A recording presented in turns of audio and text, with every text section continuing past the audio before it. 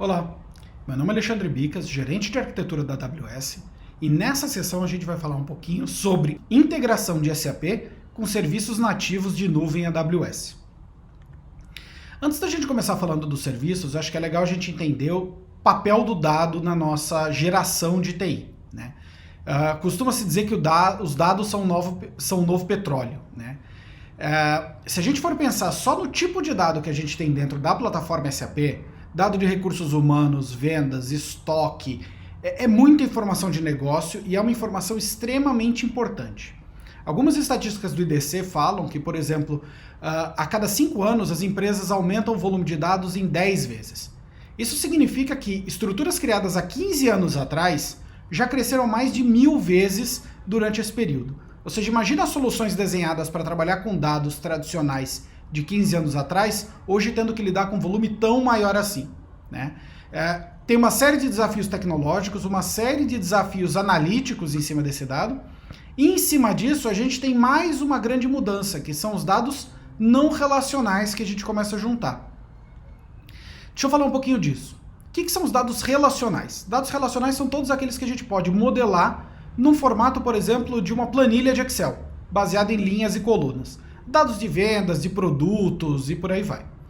Agora, existe toda uma gama de outros tipos de dados que a gente não consegue facilmente gerenciar, colocar num banco de dados, colocar num BW. Por exemplo, dados de vídeos, de imagens, de áudio, sensores de IoT, dados de navegação, de GPS de celular. É muita informação e informação desestruturada, não relacionada. Então a gente precisa de uma estrutura que seja capaz de trabalhar com esses dois tipos de dados. E aí nasceu esse conceito de Data Lake. Tá? O Data Lake, a ideia dele é que ele seja um repositório onde eu possa armazenar esses dois tipos de dados, tanto relacional quanto não relacional. Além disso, que ele seja algo escalável. Primeiro, pensando naquele crescimento de 10 vezes a cada 5 anos, e segundo, lembrando que esses dados não relacionais tendem a ser muito grandes. Vídeos, imagens, áudios ocupam muito espaço. Então, eu tenho que ter uma solução que cresça conforme esses dados cresçam. Uma outra coisa que muda bastante também com o Data Lake é a questão do desacoplamento de dados e processamento. Se a gente for lembrar lá atrás, quando a gente comprava um BW, construía um Data Warehouse, sempre, se eu precisava de mais dado, eu acabava tendo que colocar máquinas maiores com maior capacidade de processamento para aguentar esse dado. No Data Lake, a ideia é que a gente desacople isso. Ou seja, eu vou ter uma camada embaixo onde eu armazeno toda a informação que eu possa, dados do SAP, de IoT e por aí vai, e uma camada acima onde eu catalogue e eu use distintos motores para processar esse dado. Então, se ele é um dado de vídeo, eu quero usar machine learning para reconhecer a emoção das pessoas, eu posso usar esse motor. Se ele é um dado analítico, que eu quero construir um dashboard em tempo real, eu posso usar esse outro motor, mas sempre cruzando esses dados. E no fundo, tudo isso tem que sempre ter baixo custo e permitir a democratização dos dados ou o compartilhamento de informações. Então, por exemplo, a gente pode querer cruzar dados relacionais de vendas que estão lá no SAP com dados de machine learning oriundos de imagem para saber se o humor das pessoas na loja que estava na fila, se as pessoas estavam de bom humor ou mau humor. E aí cruzar para ver se isso teve impacto nas vendas. Se em um momento que as pessoas estão mais de mau humor porque a fila está grande, a fila não está andando, gera uma redução nas vendas, gera desistência, as pessoas compram menos. Tá? Então esse é um exemplo de junção de dados relacionais com não relacionais. E para trabalhar isso dentro de um Data Lake, que é a estrutura que armazena isso, na AWS a gente pode utilizar vários produtos para construir. Mas, em especial, o Data Lake ele trabalha com algumas etapas que a gente tem que ter em mente. Então, os meus dados entram numa fase que a gente chama de extração e transformação. Nem todo dado vem pronto. Nem todo dado, por exemplo, vamos pegar dado de sensor. Às vezes ele vem em graus centígrados, às vezes ele vem em grau Fahrenheit. Eu preciso padronizar isso. Ou moeda, eu quero padronizar isso em uma única moeda, enfim. Eu tenho o processo de extração e algumas vezes a transformação desse dado, né, para que ele esteja aderente aos padrões que eu tenho no meu Data Lake. Depois disso a gente tem a fase de armazenamento, e eu vou falar bastante de um serviço chamado S3. S3 tem um custo de armazenamento baixo e ele permite a gente crescer muito sem ter que se preocupar com infraestrutura por baixo, tá? Mas imaginemos ele como um grande servidor de arquivo na nuvem. E por último a gente tem a fase de análise, ou seja, uma vez que esse dado está armazenado, eu vou ligar os distintos motores para processar esse dado, sejam dados relacionais, sejam dados onde eu tenho que usar, por exemplo, um machine learning para poder processar. E aí no final eu entrego esse dado para a aplicação, para o usuário, para a área que estiver demandando a resposta. Tá? Então, pensando no SAP nesse contexto, ele entra como mais um fornecedor de dados nessa fase de extração e transformação. Então, junto com outras aplicações não SAP, dados de IoT e por aí vai. A gente já falou bastante. Ele também entra como consumidor desse data lake. Então, ele não só fornece dado de negócio, mas ele também se retroalimenta baseado nisso. Então, por exemplo, eu quero fazer um planning de supply de algum estoque, eu consigo utilizar dados que estão no data lake, cruzados de diversas fontes, para trazer isso de volta para o mundo SAP e ter um melhor planejamento. Tá? Então vamos começar focando um pouquinho primeiro nessa parte de extração e transformação, porque essa é a parte que tem maior quantidade de desafio. SAP tem diversas maneiras da gente extrair esse dado e é importante a gente entender as melhores maneiras ou quais estão disponíveis e os impactos que elas têm. Tá? Então, olhando só a fase de extração e olhando o landscape SAP, quais são as opções que a gente tem? Primeiro eu posso ir lá embaixo na camada de banco de dados, conectar direto no banco e extrair o dado utilizando um driver chamado JDBC. Basicamente é uma linguagem que me permite rodar queries direto no banco. Tá? O segundo jeito, e eu vou falar um pouquinho de cada fase mais para frente, vou trazer as demos para vocês disso funcionando na prática, tá? Mas subindo um pouquinho, a gente pode fazer essa extração através de, por exemplo, o SAP Gateway. Então aí eu já estou falando não dado de banco, mas eu já estou falando dado que vem de IDOC, de alguma rotina BAP que eu tenha, de ODP, para eu já trazer um dado com um certo contexto. E aí tem todo um ferramental ali no meio, como Data Hub, Data Services, ferramentas da AWS ou até de terceiros para fazer isso. Dá para usar o SLT, o Landscape Transformation, para extrair esse dado. E sistemas não SAP ou legados que eu tenha, a gente também tem soluções para extrair esse dado. Mas no final a ideia o que é? Tirar esse dado de algum lugar, processar esse dado e armazenar no Data Lake, que vai estar lá no S3. Tá bom? Vamos ver um pouquinho de cada uma dessas fases então. Olhando a extração direto do banco de dados, né? Aquela camadinha que estava mais embaixo. Quais são os pontos de atenção que a gente tem que ter? Porque esse é um dos jeitos mais fáceis e a tendência natural nossa é pluga no banco e tira o dado da tabela. Primeiro de tudo, questão de licenciamento do runtime da SAP. Não necessariamente porque eu tenho banco de dados eu posso conectar nele qualquer coisa. Então, atentem-se às regras de licenciamento, conversem com o seu representante SAP, porque isso pode ter algum impacto. O segundo ponto é conhecimento do modelo de dados do SAP. Eu vou estar tirando tabela e coluna direto do banco, não necessariamente dado de negócio puro. Por exemplo, vendas, eu posso estar esparramado em 5, 6 tabelas. Então depois eu tenho que saber reconstruir isso do outro lado. Existem já ferramentas de terceiros que fazem isso, ferramentas de ETL de terceiros.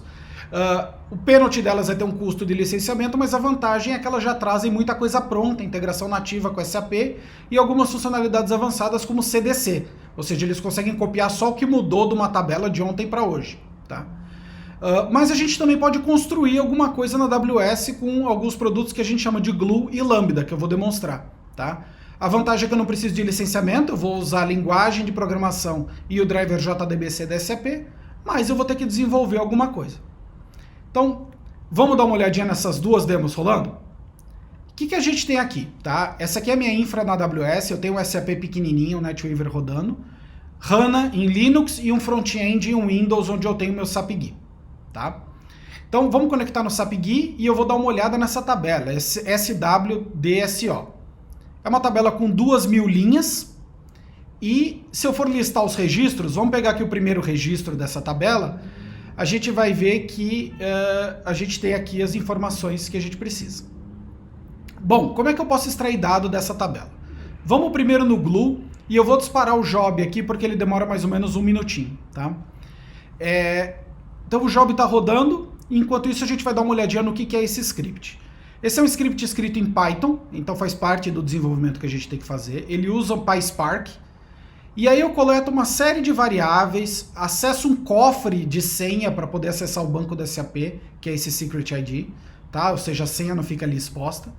me conecto ou capto esses parâmetros e eu digo aonde no S3, esse caminho comprido aqui, eu vou estar salvando as informações, tá? Que é numa pastinha Glue Output. A partir daí eu vou me conectar via JDBC no banco, nesse caso é um HANA, vou dar um print no esquema e na contagem de linhas, ler os dados e gravar no S3 em formato CSV. Então esse é um script relativamente simples, ele lê tudo de uma tabela, vai e grava em CSV lá no S3. Ele ainda está rodando, tá? Então enquanto isso a gente vai dar uma olhada no S3. Estou ali na pastinha Glue Output e eu não tenho nenhum arquivo ali dentro, tá? Vamos voltar para o job, ele deve estar terminando, ó, ele já deu um print no esquema aqui embaixo. Acabou de escrever 2000, que são as 2000 linhas, então ele também já está ali na parte de contar os registros. O Glue ele é usado quando eu tenho grandes volumes de dados, tá? Então grandes tabelas, gigabytes de informação. E aqui a gente pode ver o arquivo que ele gerou. Então se eu clicar nesse arquivo, eu consigo inclusive ver o conteúdo que ele extraiu para mim.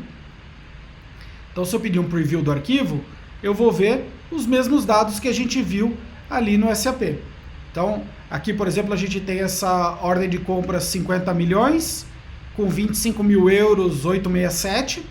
E se a gente olhar aqui na primeira linha, a ordem de 50 milhões com, tá aqui, ó, 25.867 euros de custo. Tá? Então, basicamente, eu extraí a tabela inteira para o meu Data Lake. Um outro jeito da gente fazer isso é utilizando o Lambda. Lambdas são para processos mais ágeis. Então aqui a gente também tem um código em Python. Tá? Esse código vira um container, roda e desaparece. Eu não tenho que me preocupar com infraestrutura. A diferença é que aqui eu já consigo, enquanto eu estou lendo o dado, transformar. Então eu vou me conectar no banco, dar select asterisco na tabela e eu vou transformar esse dado para JSON. O legal do Lambda é que aqui nesse exemplo eu vou gravar também no S3, mas eu poderia usar esse dado para qualquer outra coisa. Então a gente rodou. Ele gravou numa pastinha que é o HDB Extract. Então eu vou dar um refresh aqui e está aqui meu arquivo como JSON. Tá? JSON ele é um formato que ele é mais difícil da gente ver como planilha. Então eu vou pedir para abrir ele aqui. E aqui a gente vê, ó, chave, os 25 mil euros também ali e todos os 2.000 registros da tabela. Tá? O legal de se usar o Lambda é que a gente pode, por exemplo, não só gravar no S3, mas chamar uma API, chamar um serviço, ou mesmo passar esse JSON que eu recebi para alguma outra aplicação. Então ele não só é um cara que extrai dado, mas ele também pode ser um meio de campo de processamento para extrair dado e fazer alguma coisa com essa informação. Mas aqui a gente está falando de dado bruto. Se eu quiser um dado com contexto, ou seja, eu não quero extrair a tabela Sales Order, eu quero trazer pedidos, eu quero trazer Sales Items, eu quero trazer fornecedores. Aí a gente tem que olhar já para o lado de SAP. Então eu posso falar de IDOC, eu posso falar de ODP, eu posso desenvolver a minha rotina e no final eu externalizo isso via SAP Gateway, recebo na AWS, no meu gateway, que chama-se API Gateway, tem um Lambda com um outro código para rodar, que nesse caso também está gravando no S3. Podia fazer qualquer outra coisa com o código. O Lambda é muito flexível para isso. Tá? Vantagem, eu tenho o contexto da aplicação mantido, então aqui eu já estou trazendo dado de negócio, não estou trazendo tabela. Eu posso ter integração com algumas funções, por exemplo, o Master Data, eu posso estabelecer triggers que quando ele é alterado, eu já envio esse dado para fora. Ou eu posso codificar alguma coisa em ABAP para que isso seja gerado automaticamente para mim. Tudo que tem de customização é mantido, não tem que transformar o dado fora, eu tenho que transformar menos, tenho que fazer menos join de tabela. O impacto de licenciamento é zero aqui. Então, como eu estou usando o SAP Gateway, eu estou usando extensões permitidas pela SAP, e aí eu consigo consumir esse dado como se fosse uma outra aplicação. Tem desenvolvimento, ou seja, alguém vai ter que ir lá no Lambda, escrever o Lambda. E aí a gente pode trabalhar de duas modalidades. Passivo, ou seja, o SAP fica parado e eu vou lá e pego o dado, utilizando o ADP. Ou ativo, quando eu gero um IDOC, esse IDOC é empurrado para a AWS. Tá? Então vamos ver essas duas demos rodando. Primeiro de ODP. Então, ODP eu tenho um bucket aqui, onde eu tenho 4 pastas, tá? Eu estou usando o modelo de EPM aqui, só para a gente ter um modelo conhecido de todo mundo. Então aqui, nesse bucket que é do ODP, eu tenho as pastas de parceiros, produtos, Sales Header e Sales Item, tá? Todas essas são uma ou mais tabelas dentro do SAP, mas que aqui pra gente a gente está extraindo isso com contexto de negócio. Então, se eu abrir Sales Item, eu vou ver que eu já tenho alguns arquivos que eu extraí aqui, dos meus pedidos existentes. Se eu fizer a mesma coisa, ó, aqui cada arquivo tem meio mega mais ou menos, tá? Se eu fizer a mesma coisa para o Sales Header, igual, são arquivos um pouquinho maiores, de 1 mega, tá? São os pedidos. Parceiro e produto eu deixei de propósito vazio, porque eu vou mostrar a rotina extraindo esses dados via ODP, tá? Então, vamos popular parceiro e produto utilizando Lambda. Então, eu tenho um Lambda já, que se conecta no SAP Gateway, acessa o ODP e extrai esses dados, tá? Então, ele pega uma série de variáveis e vai lá e grava esse output no S3.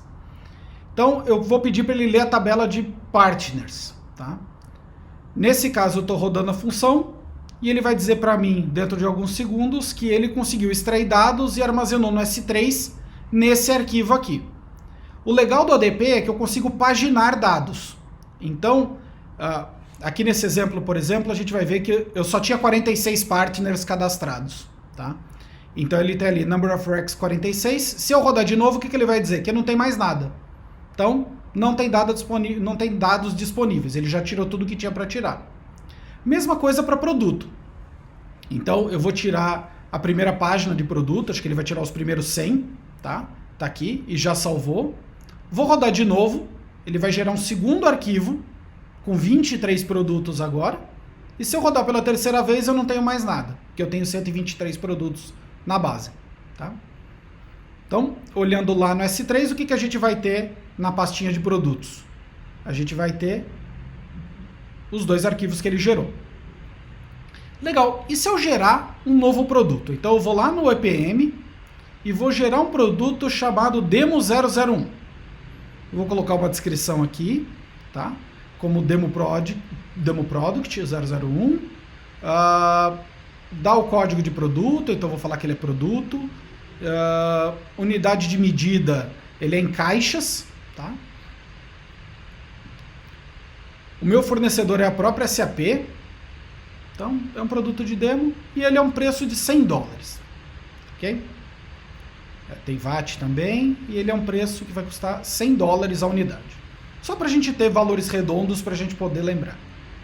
Ele deu, faltou categoria de produto, então ele é um fone de ouvido, ele é um headset. E legal, o produto está salvo. Então aqui estão os dados do produto. Se eu for lá no Lambda e pedir para rodar mais uma vez a extração de produto, ele deveria trazer essa linha nova que foi adicionada. Tá? Então ele trouxe ali um registro e ele armazenou esse registro no arquivo. Então se eu atualizar aqui agora, eu vou ver que eu tenho essa linha 7259, que é o novo registro, é o arquivo mais novo que a gente tem. Se eu pedir para dar uma olhada no conteúdo desse arquivo, o que a gente vai ver? A gente vai ver o produto em dólares, com $100, chamado Demo 1, vendido em caixa, tá? Do modelo headset. Então ele foi lá, soube que houve a mudança e alterou o conteúdo. Bom, e extração de dados via IDOC, né? É aquele modelo push. Então eu vou chegar e agora o meu SAP vai, na verdade, enviar o dado para mim. Então eu vou lá de novo, vou me conectar no front-end. Vou acessar a transação WE19, porque aqui no caso eu vou gerar um IDOC manualmente, tá? Vou usar um tipo que é o Flightbook. E eu vou especificar alguns parâmetros. Que parâmetros? Para onde eu vou mandar esse IDOC? Então eu estou dizendo que eu vou mandar para o API Gateway da AWS. Ele é um Logic System. Quem está enviando isso é o S4, do tipo LS também. Tá? Flightbook, eu tenho vários tipos. Se eu tivesse os módulos SAP, ECC, CRM, enfim, eu estaria vendo inclusive os message types, perdão, de master data aqui aparecendo, tá, pra gente. Mas vamos ao Flightbook aqui primeiro. Aqui ele não faz validação, tá? Nessa tela que eu estou especificamente, então eu posso colocar qualquer dado. Então esse aqui é o Passenger SAP Demo. Ele nasceu no ano 2000, e aqui eu vou colocar alguns dados de teste, tá? A empresa airline chama Air.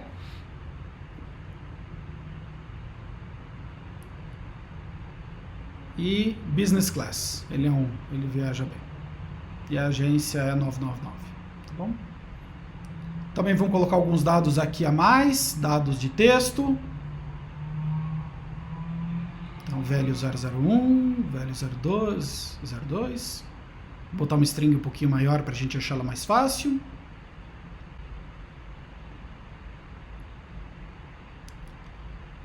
E uma vez o IDOC preenchido, isso seria feito por um código, eu vou enviar para o meu API Gateway da AWS. Então está aqui o endereço para onde ele manda. Isso está naquela parte inicial onde a gente configurou dentro do SAP. E IDOC enviado no formato XML. Então, se a gente for agora na AWS, eu tenho um Lambda que recebe isso. Só que eu não vou rodar o Lambda, ele roda sozinho. O API Gateway, quando recebe, chama o Lambda. E essa é uma das belezas. Esse é um código Node.js que vai receber esse XML e gravar ele para a gente poder ver o conteúdo. Nesse caso, ele está gravando também no S3. Tá? Estou colocando todo mundo ali. Então, se eu olhar meu bucket estava vazio, agora eu tenho um arquivinho ali. Foi o arquivo que acabou de chegar, o IDOC.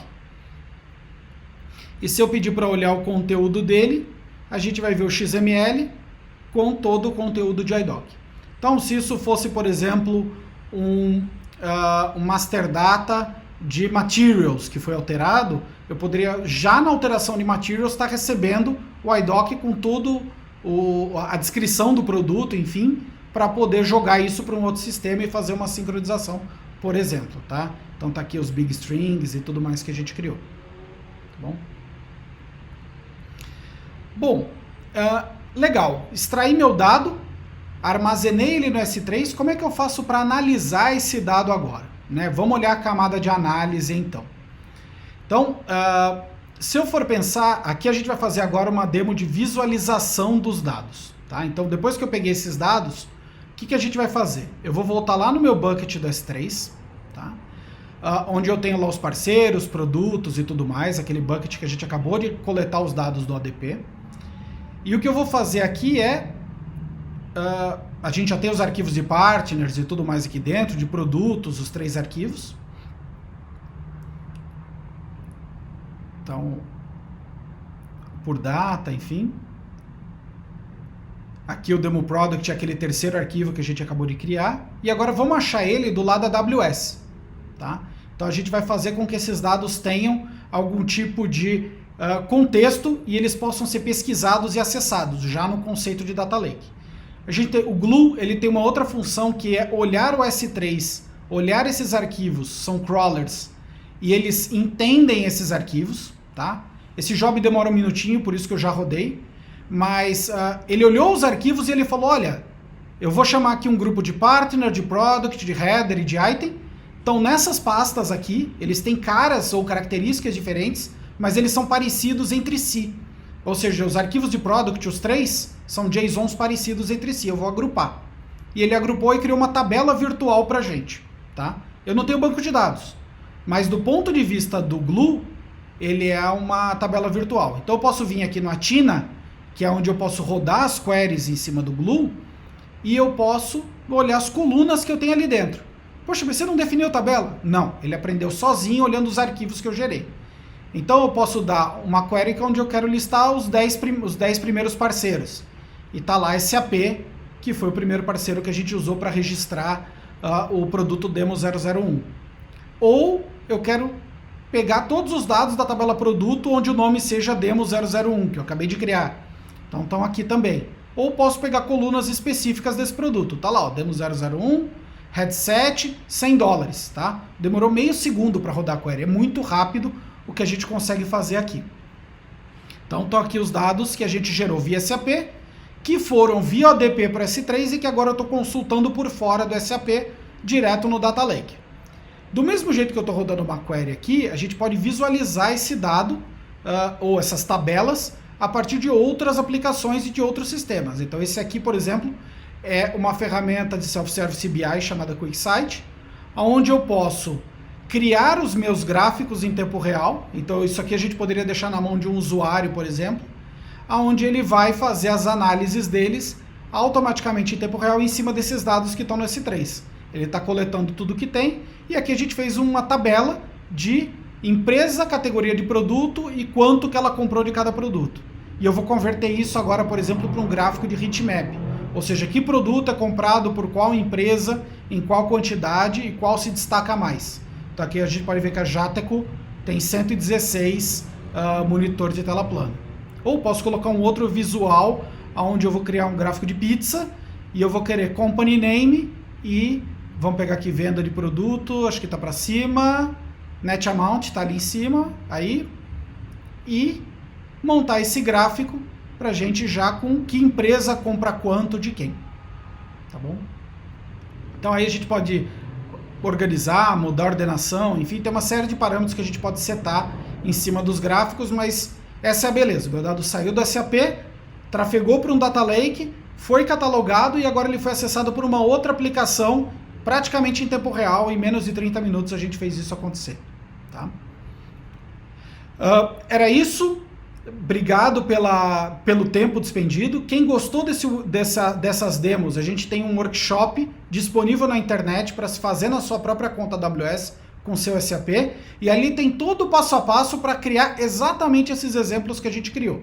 Eu vou deixar o link aqui na tela para vocês poderem seguir, e qualquer dúvida, pergunta, ou se quiser falar com alguém da AWS, a gente tem o chat à disposição durante o evento, ou podem entrar em contato com a gente, que a gente vai ter o maior prazer em falar com vocês, tá bom?